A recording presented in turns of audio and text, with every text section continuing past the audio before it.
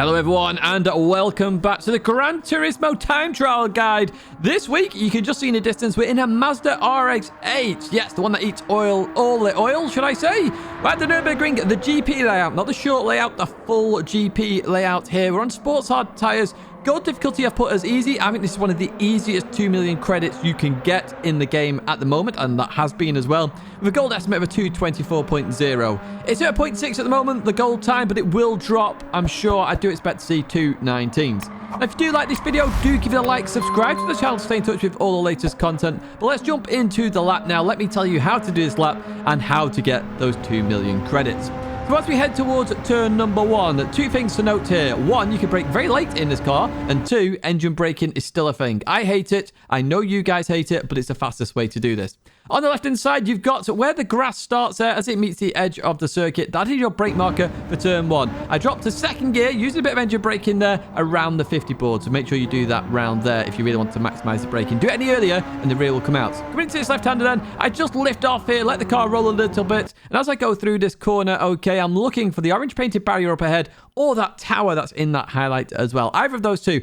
As they approach the center of the screen, that is when you start to accelerate, okay? Not as you see them, but as they approach the center of your screen. You can use a curb there, and on this next corner, okay, we're using the dark green on the right-hand side. That's my mark here, but I'm braking before I get to it, okay? Now, for this corner, you do need a later apex. The reason for that is if you turn in too early and go on the grippy stuff too early, it will invalidate your lap. It's like there's a fake bollard there. Going through this right-hander, I short shift to third gear to try and keep the car as stable as possible. You can go over the white line on the exit there, but not too much as we head towards the end of the sector. Going into sector 2 then, what we're going to use here is the end of the short layout, the one that goes towards the right there. I've highlighted it for you, okay? Now you're going to go hard on the brakes initially and then start to trail brake into the corner because you want to carry some speed into this corner. You want to try and get a bit of oversteer if you can as well. It allows you to get over towards the left-hand side for the right-hander, which is the end of the red and white curb, and it's the last red one on the left-hand side. You see I've just started braking here, okay? I'm as far left as possible so I can maximize my run out of this corner. That means I can stay in third gear. If you go for a tight line, you are going to have to drop to second, but third gear, a wider line, allows you to actually maximize the speed on the exit and actually maximize your speed all the way down to the hairpin. So keep that in mind. Third gear is a better gear to be in, but you have to be at a point in the revs where it actually works. Otherwise, you are going to have to use second gear, and it gets all leery. Go to the hairpin then. On the right side, you've got that little cabin there. So as that disappears off your screen, go hard on the brakes. Now, in this car, a V-shape at the hairpin is actually better. I go for a V-shape here. It's sort of wide. I come back in there. You want a V-shape if you can. Don't go too tight there. Again, accelerate out. I did second to third gear there because I just couldn't carry enough speed this time. But sometimes you can do that. The Schumacher S is completely flat, so don't worry about this as you go up here. Do maximize your revs as well in this car. That's where all the power is. Right, we head towards this left-hander then. This is a corner I actually really enjoyed in this one. So you can use the Marshall on the left-hand side. I was actually using the 100 board and the lighter green thing there. And essentially, I was trying to get as close to that as possible. Now, I'm actually going to go hard on the brakes and do the same as I did earlier on and start to trail brake into the corner because I want to get it round the corner as quick as possible. It grips so nicely on the exit. It really does. Once again, you got a Marshall on the left-hand side, or as the tarmac ends, the grass meets the circuit there, you can use that as a marker here, okay? And it's a similar situation. You're trying to get the car turned in, a little bit of oversteer to allow you to accelerate through the corner, and that's what I'm trying to do right there. I actually missed the curb a little bit. Do leave a bit of time on the table then. We continue on out of here then, and we head to one of the most important corners on the circuit now, the chicane. So much time in the chicane. So first off, we're braking just before we get to the 100 board, okay? Now, you can use engine braking here and drop to second, but I want you to leave the corner in third gear, okay? Now, you can cut all of the inside, okay? As long as you stay on the red and white curbing to some extent, you're fine. You have to avoid the bollard there, otherwise it will invalidate your lap. So you're cutting more of the first part this time, which is unusual for us, rather than the second part, okay? So do keep that in mind. Third gear on exit will allow for a better run through the corner. This final corner then, the orange painted barrier on the left hand side is your marker. As that hits the edge of your screen, you're going to hit the brakes. Now stay in third gear for this one. It's very easy to go to second gear here and think it's faster. It's not in general. Third gear is a better gear to be in. It does understeer a little bit as you see there, but even so, it's still better to be in that. As we head towards the line then, we get a 220.5, which was rank 1 for about 10 minutes.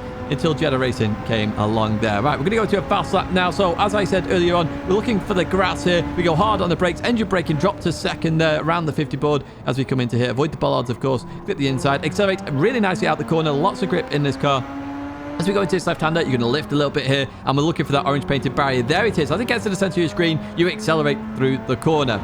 We go down here, look at the end of the dark green stuff there. We brake just before we get to it, and we go for a later apex here on second gear, trying to get it turned in onto the grippy stuff. Give us a wide line here. We short shift to third gear just to keep the car stable as we go through here, using a bit of that inside curb as we continue on now to the end of sector 1.